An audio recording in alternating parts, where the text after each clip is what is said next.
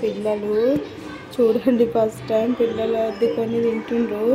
Summer వచ్చినాక కొంచెం తెలివి వచ్చింది. చూస్తుంటే బొమ్మలు నడుస్తుండాలి వాళ్ళకు. మెల్లగా పాలు తాగుతూ ఉంటారు. గిన్నెల పాలు మళ్ళీ అద్దుకొని తింటుండ్రు. కొంచెం అభ్యాసం జరిగింది.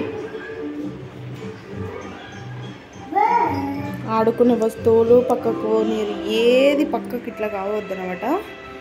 అటు ఇటు బ్రెడ్ తిను వద్దా? బాగాలేదా? ఏమైంది బ్రెడ్కు? ఇప్పుడు తింటావా జామ్? జామ్ తింటావా? Bread jam? ఓకే. నేను పెట్టలేనా? వద్దా నీకు కూడా బ్రెడ్? పాలు తాగేసి